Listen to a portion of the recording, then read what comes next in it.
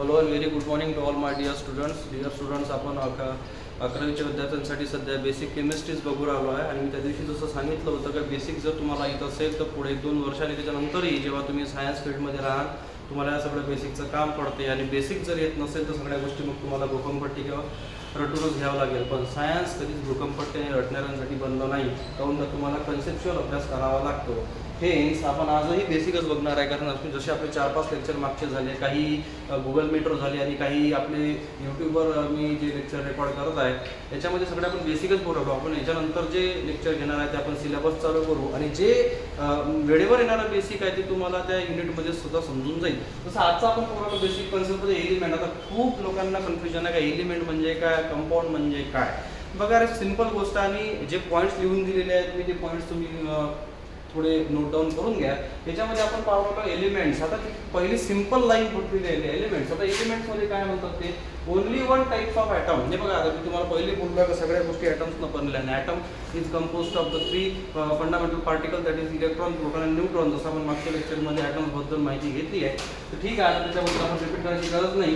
Only one type हे महत्त्वाचे point आहे की याच्यामध्ये ओनली वन टाईप म्हणजे एलिमेंट. आता एलिमेंट तुम्ही प्रोडक्ट टेबल घ्या हातात आणि तुम्हाला प्रोडक्ट टेबल घेतल्यानंतर लक्षात येईल तुम्हाला की ओनली वन टाईपचे जे ॲटम, ज्याच्यामध्ये ओनली वन टाईपचे ॲटम राहील. जसं एक्झाम्पल ए गोल्ड घ्या, सोडियम घ्या, कॉपर घ्या, झिंक घ्या, कोणताही घ्या ना तुम्ही. हायड्रोजन घ्या, हिलियम घ्या, लिथियम घ्या, निकेल घ्या, कोणताही घ्या ज्याच्यामध्ये तुम्हाला एकच टाईपचे ॲटम्स भेटन, ज्याच्यामध्ये दुसऱ्या टाईपचा ॲटम नसन, त्याला आपण एलिमेंट म्हणतो. ठीक आहे. दुसरा आहे पॉईंट कंपाऊंड्स म्हणजे काय. कंपाऊंड म्हणजे आपल्या घराचा कंपाऊंड म्हणजे कुंपण नाही.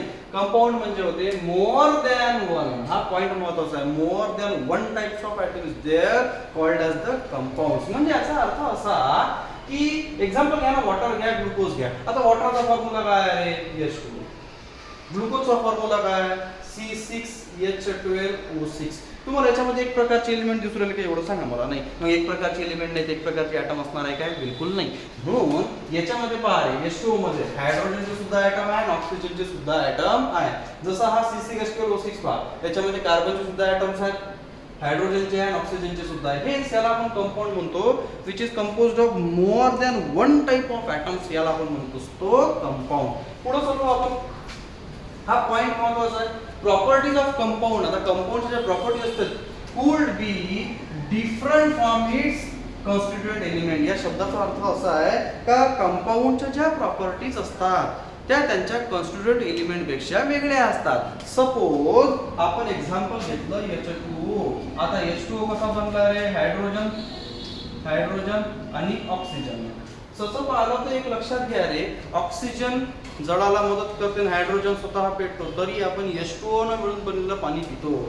जसं सोडियम क्लोराईडचं एक्झाम्पल घ्या. सोडियम एकदम छोटासा सोडियमचा एवढा तरी पार्टिकल पाण्यात टाकलं तर सिलेंडर फुटण्या एवढा आवाज करते. क्लोरीन गॅस आपल्यासाठी फार विशेष चांगला नाही, तरी आपण NaCl सोडियम क्लोराईडनं बनलेलं मीठ खातो, NaCl खातो. याच्यामध्ये विशेष गोष्ट अशी आहे का त्यांची स्टॅबिलिटी जेव्हा कम्प्लिटली होऊन जाते. जसं हायड्रोजन गॅस बघा जळतो, ऑक्सिजन जळायला मदत करतो, तरी याच्यापासून H2O तयार होतो. याच्यामध्ये 2 हायड्रोजन आणि 1 ऑक्सिजन आहे, म्हणजे डायहायड्रोजन मोनोऑक्साईड हे वॉटरचं तसं नाव आहे. तर हे जरी बनलाय, पण आता याच्यामध्ये या वॉटरमध्ये आता हायड्रोजन आणि ऑक्सिजन जरी बनलाय तर फक्त हायड्रोजनच्याच प्रॉपर्टी सारख्या झाल्या तसं नाही, ऑक्सिजनच्याच प्रॉपर्टी सारख्या आल्या तसं नाही. आता वॉटर एक वेगळी गोष्ट झाली, ते कंपाऊंड झालं, त्यामुळे त्याच्या कंपाऊंडच्या प्रॉपर्टी ज्या राहील त्या राहील. तर कोणची एक्झाम्पल तुम्ही घेऊ शकता. जसं NaCl तुम्हाला एक्झाम्पल दिलं आहे मी, म्हणून म्हटलं त्यांनी properties of the compound could be different म्हणजे फ्रॉम इट्स कॉन्स्टिट्यूएंट एलिमेंट. आता जसं आपण एक्झाम्पल H2O घेतलं तसंच कोणचंही घ्या तुम्ही. NaClचं घ्या ना, NaClचं एक्झाम्पल घ्या. कसं बनला Na आणि Cl. आता याच्यामध्ये जेव्हा Na आणि Cl मिक्स होईल तेव्हा NaCl तयार होईल. पण आता याच्या NaCl मध्ये आता जसं मी बोललोय का सोडियम जर सोडियम मी पाण्यात असं फेकला ना तर सिलेंडर फुटण्यावर आवाज करतो. क्लोरीन गॅस ही आपल्यासाठी फार असा चांगला नाही, पॉयझनस गॅस असल्या टाईपच आहे तो क्लोरीन गॅस. आपण त्याच्यामध्ये सस्टेन करू शकत नाही.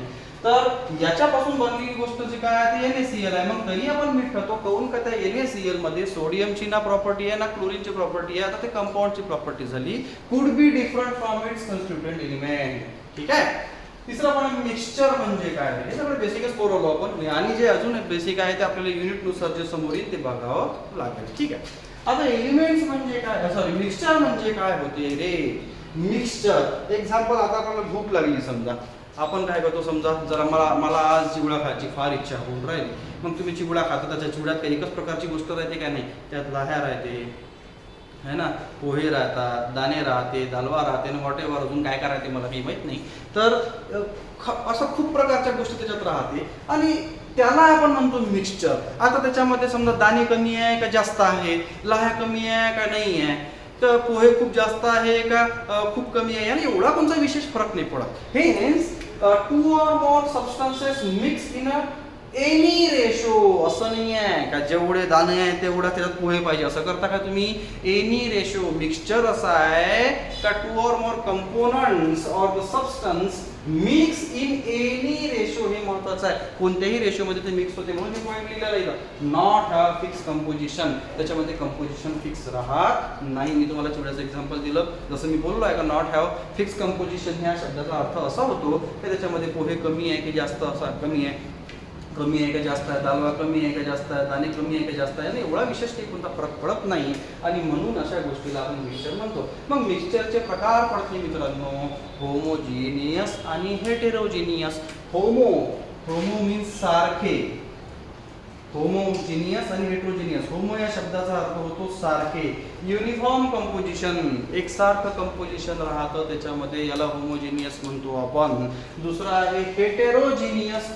हेटेरो म्हणजे विरुद्ध, वेगवेगळे, ज्याच्यामध्ये नॉन युनिफॉर्म कंपोजिशन म्हणजे सारखं कंपोजिशन राहत नाही, याला आपण म्हणतो असतो हेटेरोजिनियस. हे झालं होमोजिनियस. ठीक आहे. यानंतरचा पॉईंट आहे प्रॉपर्टी ऑफ मॅटर. आता मॅटर म्हणजे काय आपण पाहिलं, पण प्रॉपर्टीच्या मॅटरच्या प्रॉपर्टी दोन प्रकारे जनरली बोलल्या गेलेल्या आहेत. एक आहे फिजिकल प्रॉपर्टी आणि एक आहे केमिकल प्रॉपर्टी.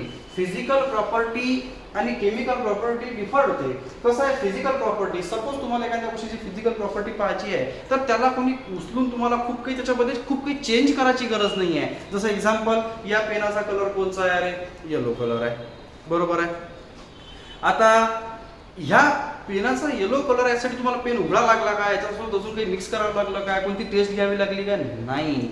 हेच आता समजून घ्या, एखादी फूल आहे, कोणती गोष्ट आहे, त्याचा स्मेल म्हणजे सुगंध तुम्हाला म्हणजे ॲरोमा घ्यायचा आहे, तुम्ही त्याला काय उघडून पाहणार आहे काय, की त्याच्यासोबत तुमची केमिकल रिॲक्शन करून पाहणार आहे का, त्याचं कोल्ड फिटिंग करणार आहे, तसंही समजते. हे फिजिकल प्रॉपर्टीमध्ये तुम्हाला त्या वस्तूसोबत खूप काही छेडखानी करायची गरज नाही. जसं कलर झालं, स्मेल,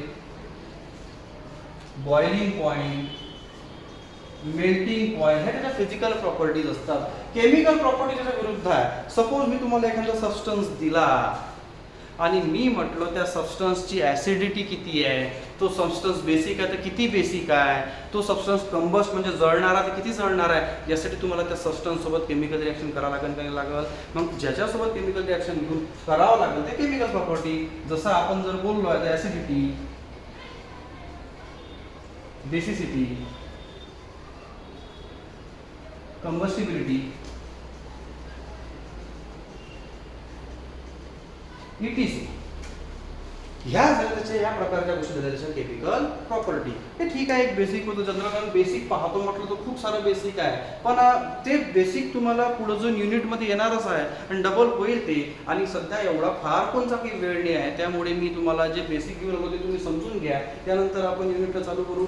युनिटला हात लावतो मग तुम्हाला ते बेसिक थोडं येऊनच जाईल. त्यामुळे हे जेवढं बेसिक मी जनरली बोलतो तेवढं समजून घ्या, आणि हे असंच लिहिलं राहत नाही, त्याला नोट डाऊन सुद्धा करत चला. आणि जर तुम्हाला कोणता प्रश्न असेल तर तुम्ही मला प्रश्न विचारू शकता, ग्रुपवर म्हणा किंवा पर्सनल नंबरनं म्हणा किंवा कॉलही करू शकता. आम्ही विद्यार्थ्यांसाठी नेहमी अवेलेबल राहतो. यानंतर आपण पाहणार आहे ॲटॉमिक स्ट्रक्चर कसं असते, जसं हायड्रोजनचा ॲटम कसा आहे, हेलियमचा कसा आहे, कार्बनचा कसा आहे, नायट्रोजनचा कसा आहे, आणि का बरं आणि कोणत्या प्रकारचे सेल्स असतात. जनरली वरवर ओव्हरलुक करू आपण, तसंही आपण ते स्ट्रक्चर ऑफ ॲटम्समध्ये पाहणारच आहे. त्यामुळे तुम्ही जनरली फक्त जे बेसिक मी सांगतो ते समजून घ्या, कारण सुरुवातीला पहिली पायरी आहे 0 लेवल केमिस्ट्री आपण म्हटलं तरी चालेल. पण केमिस्ट्री शिकत असताना आता जे मी याच्या नंतर जे नेक्स्ट स्टेप करणार त्यासाठी तुम्हाला पिरियॉडिक टेबल लागेल. तुम्ही घेतला नसेल विकत तर पिरियॉडिक टेबल घेऊन घ्या, किंवा तुमच्या मोबाईलमध्ये पिरियॉडिक टेबल टाकला तरी तो नेटवर येतो. पिरियॉडिक टेबलमध्ये आपल्याला कायची गरज पडणार आहे, ॲटॉमिक नंबरची गरज पडणार आहे. जसं पिरियॉडिक क्लासिफिकेशनमध्ये आपल्याला पिरियॉडिक टेबल लागणारच, त्यामुळे मी याच्यानंतर जे शिकवणार आहे तुम्हाला ॲटॉमिक स्ट्रक्चर काढून दाखवणार आहे, त्यासाठी मला ॲटॉमिक नंबर लागेल. तर त्यासाठी तुम्ही पिरियॉडिक टेबल थोडा हातात ठेवला तर बरं राहील. ठीक आहे, चला नेक्स्ट स्टेप पुढे बघू.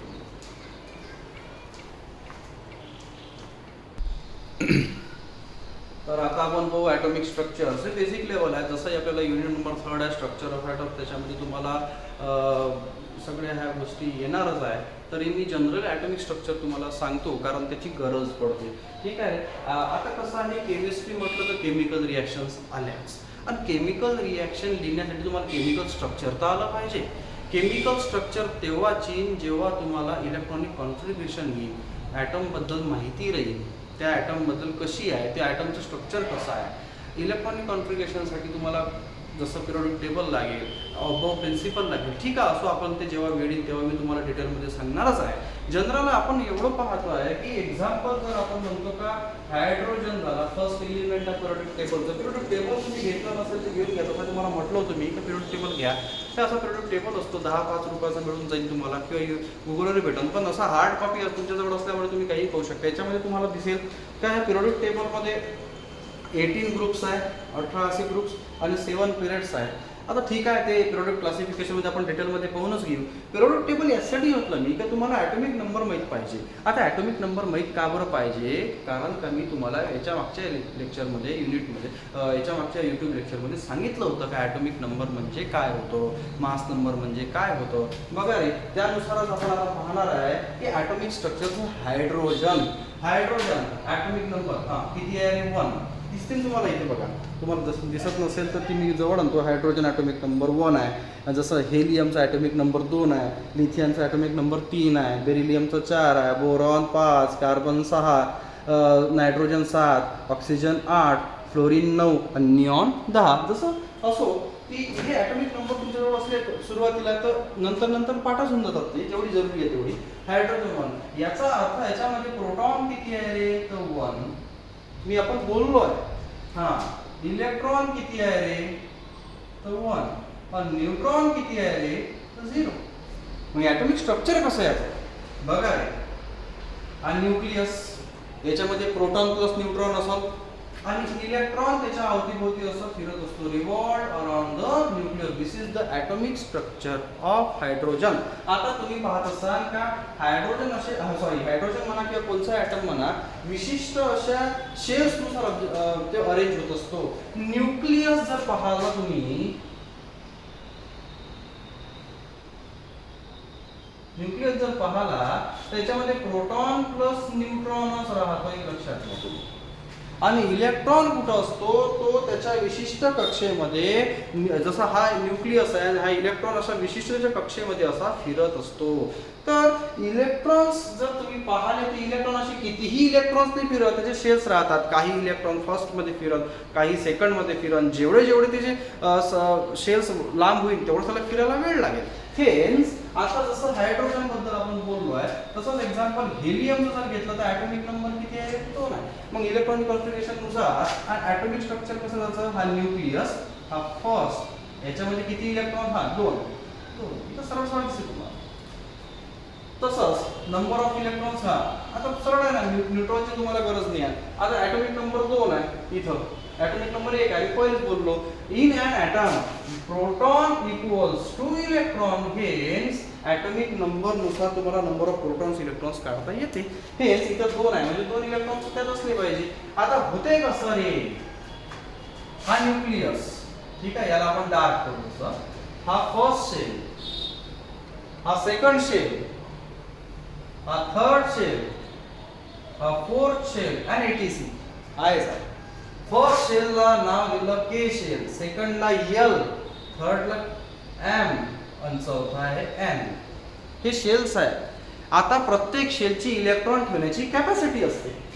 जसं के शेल मध्ये 2च इलेक्ट्रॉन राहतात, फर्स्ट शेल मध्ये 2च इलेक्ट्रॉन घेईल. एल शेल मध्ये 8 म्हणजे 8 इलेक्ट्रॉन राहील. का बरं येते मी सांगतो. एम शेल मध्ये 18 इलेक्ट्रॉन येतात. एन शेल मध्ये 32 इलेक्ट्रॉन्स येऊ शकतात. आता हे का बरं येते, याच्या मागे फॉर्म्युला आहे. हे जे इलेक्ट्रॉन्स काढलं हे ट्वाइस n स्क्वेअर या फॉर्म्युल्यानं निघते. ठीक आहे. आता k ची व्हॅल्यू असते 1 रे. हा प्रिन्सिपल क्वांटम नंबर झाला. हे काय आहे नक्की हे तुम्हाला मी युनिट स्ट्रक्चर ऑफ एटम मध्ये नक्की समजूनच सांगेल. फक्त एवढं समजून घ्या k ची व्हॅल्यू 1 आहे, n ची 2 आहे, m ची 3 आहे आणि n ची 4 आहे. OP QR सुद्धा असतात पण जनरली एवढं समजून घ्या पहिले. जसं k फर्स्ट शेल आहे, l सेकंड शेल आहे म्हणून 2, m थर्ड शेल आहे म्हणून 3 आणि n चौथा शेल आहे म्हणून 4. बघू रे पहिलं n. आता हे n ची व्हॅल्यू झाली. ठीक आहे. नाव पहिल्याचा आन्सर काढतो. 2 गुणिला 1 चा स्क्वेअर काय होणार आहे आन्सर? आता 2 हा 2 हा 1 कशाची व्हॅल्यू येते? n ची व्हॅल्यू. कशासाठी? k साठी. किती आन्सर आहे? सरळ सरळ हेच k शेल मध्ये 2 इलेक्ट्रॉन्स असतात. दुसरं एक्झाम्पल पाहूया आपण हे वाला.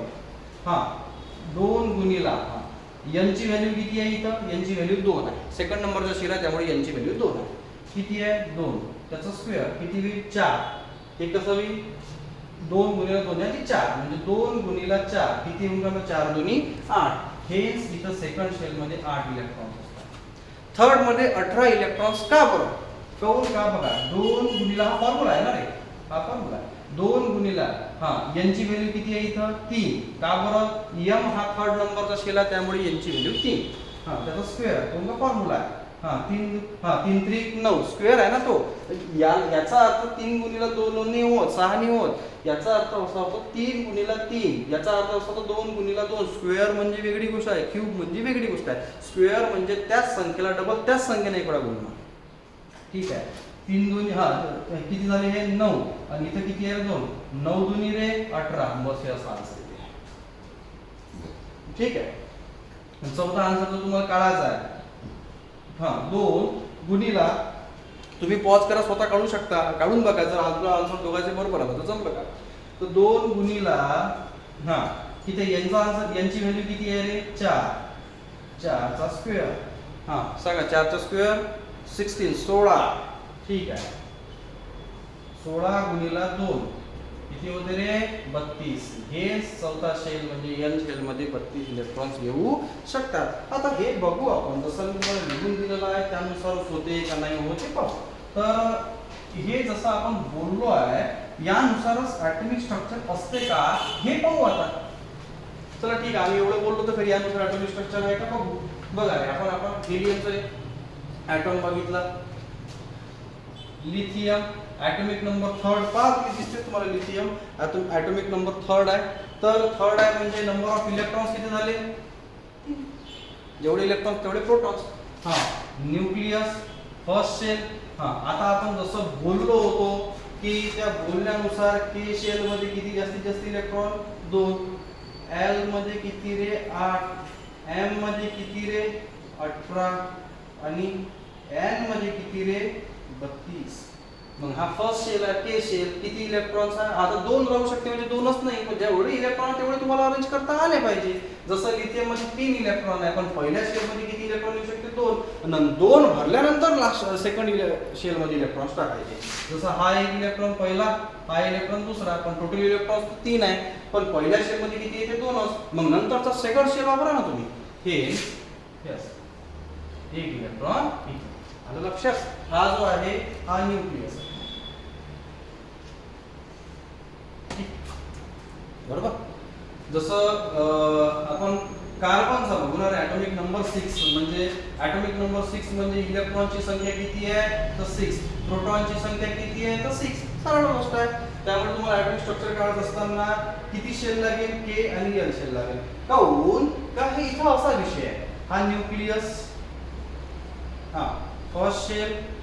ठीक आहे. कार्बन मध्ये किती आहे? इलेक्ट्रॉन 6. मग 6 शेल 6 इलेक्ट्रॉनचं वर्गीकरण करणं आहे आपल्याला. हे पहिला इलेक्ट्रॉन, दुसरा इलेक्ट्रॉन, पण 2च. k शेल मध्ये 2च्या वर इलेक्ट्रॉन येऊ शकत नाही. मग सेकंड शेल वापरावं लागेल. चला वापरून पाहू. सेकंड शेल मध्ये जास्तीत जास्त 8 इलेक्ट्रॉन. मग 6 तले 2 गेले, राहिले किती? 4. मग 4च अरेंज करायचे आपण. 1 2 3 4. हो गया का? मोजा तुम्ही. 4 आणि 2 6. बस आपल्याला याची बेरीज झाली पाहिजे. Mg मॅग्नेशियम ॲटॉमिक नंबर 12 इलेक्ट्रॉन्सची संख्या 12, प्रोटॉन्सची संख्या 12. चला ठीक आहे, मान आपण न्यूक्लियस काढू. हां, फर्स्ट शेल बरोबर. हां, फर्स्ट शेल, ही फर्स्ट शेल मध्ये किती इलेक्ट्रॉन्स आहे? 1 2. चला 12 मधून 2 गेले, राहिले किती? 10. चला ठीक आहे. मग आता आपल्याला एल शेल वापरावं लागेल. चल, कारण का आपल्याला 12 इलेक्ट्रॉन्स वर्गीकृत करायचे आहे ना. हे एल शेल. हां, एल मध्ये किती राहील आता? 2 झाले, 3 4 5 6 7 8. आता मोजायचे किती झाले का? 1 2 3 4 5 6 7 8. फार किती झाले मोजून घ्या आपण. 1 2 3 4 5 6 7 8. 8 आणि 2 10. पण अजून 2 पाहिजे. मग तिसरा शेल काढायचा. तिसरा शेल एम. मग राय आता 18 त्याची फक्त मॅक्सिमम व्हॅल्यू कॅपॅसिटी आहे, पण आपल्याकडे उरले 2च आहे ना रे. 1 इलेक्ट्रॉन काहीच विषय नाही त्याच्यामध्ये. असं आहे. हे समजून घ्या. हे बेसिक लेवलचे ॲटॉम्स झाले. याचं तुम्ही पहिले बेसिक लेवल समजून घ्या. मोठे मोठे ॲटॉम्सचे स्ट्रक्चर झाले तुम्हाला नंतर समजून सांगेलच ना. पण एवढं समजलं ना तरी खूप झालं. हे समजून घ्या तुम्ही. जसं आता ऑक्सिजन बद्दल जर आपण बोलू, ॲटॉमिक नंबर किती आहे? 8. म्हणजे प्रोटॉनची संख्या किती आहे? तर 8. इलेक्ट्रॉनची संख्या किती आहे? तर 8. काळा बरं ॲटम काय करणार ना? सगळ्यात पहिले ते न्यूक्लियस, फर्स्ट शेल. किती इलेक्ट्रॉन्स आहे त्याच्यामध्ये? 8. पहिला, दुसरा. संपली कॅपॅसिटी. 8 मधून 2 गेले, 6 इलेक्ट्रॉन राहिले. सेकंड सेल मध्ये टाका त्यांना. मॅक्सिमम कॅपॅसिटी किती आहे? 8. आपल्याला पाहिजे किती? 6. 1 2 3 4 5 6. मोजा ना तुम्ही. 1 2 3 4 5 6 7 8. ओके. याच्यापेक्षा एवढं की सोपं राहील असं मला तर काही वाटत नाही. तुम्ही आता काय करा की सिंपल जे ॲटम्स आहे आपले त्याचा स्टडी किंवा जेवढे मी एक्झाम्पल घेतले आहे तेवढे तरी तुम्ही करून पाहाच. मला असं वाटतं की तुम्हाला ते आलं पाहिजे बेसिक लेवलला. आणि नाही ते समजलं तर तुम्ही मला प्रश्न विचारू शकता. फक्त स्वतः करून बघा आणि बेसिक करा. कृपया बेसिक करा तुम्ही.